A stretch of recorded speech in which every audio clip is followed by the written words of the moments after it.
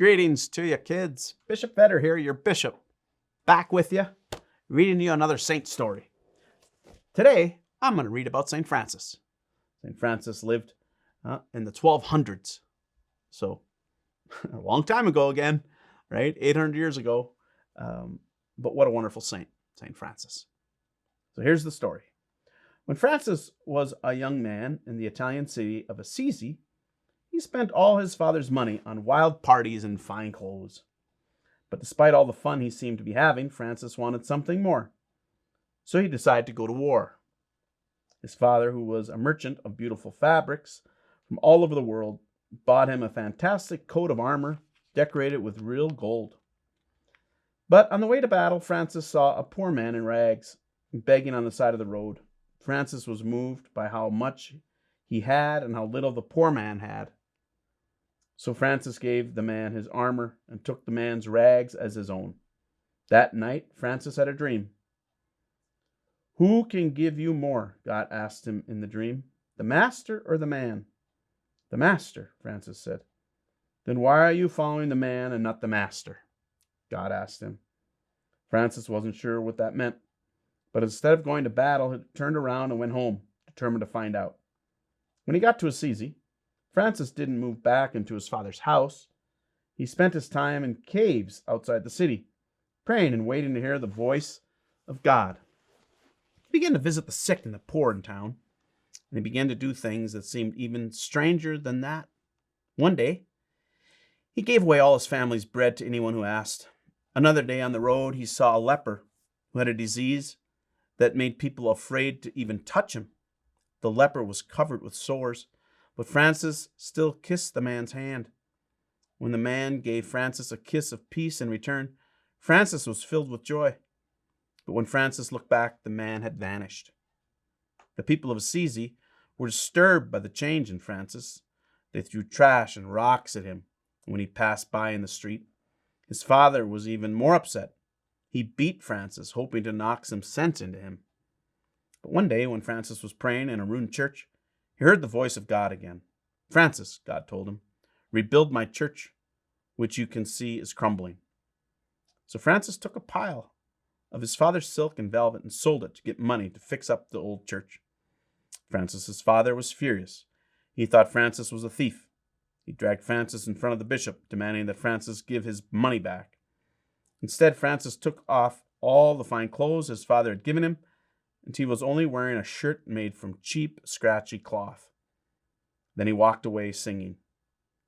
From then on, Francis never owned anything. He only ate what people gave him. He only wore a long tunic of undyed wool, marked with a white cross. He preached about the love of God to anyone who would listen, including the birds. They landed all around him while he talked and didn't fly off until he was done. He even talked once to a wolf outside the town of Gubbio. The wolf had been terrorizing the town for months, eating anything it could catch, chickens, cows, and even people. Anytime a citizen of Gubbio went outside the walls of the city, they risked being eaten. "I'll talk to the wolf," Francis said. When he heard about their problem, people in Gubbio looked at one another. "Francis," they said, "we've heard that you talk with the birds, but this wolf is not a bird.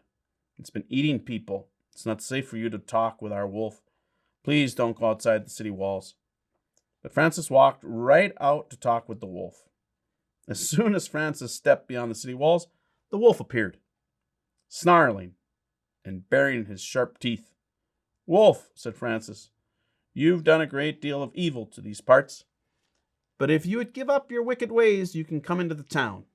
The people of Gubbio will feed you, and we will all live together in peace." The wolf stared at Francis, his teeth bared and his hackles raised. To the people who were watching the city walls, it looked as if the giant creature were just about to pounce. But suddenly the wolf ran up to Francis, wagging its tail like a friendly dog.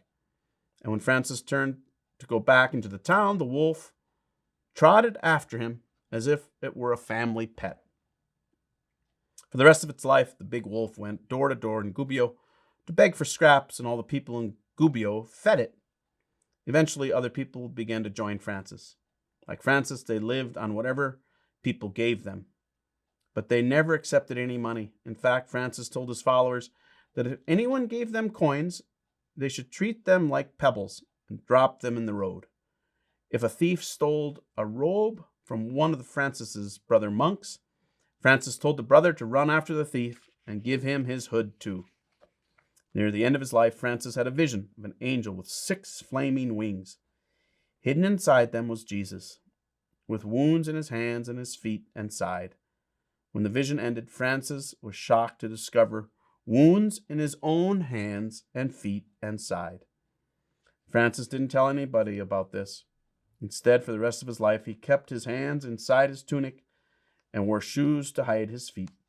The wounds never healed. But after Francis died, everyone could see that his body bore the same marks that Jesus's did. The end. St. Francis, pray for us. It's a good story. Ask him to pray, kids, for us each day. God bless you.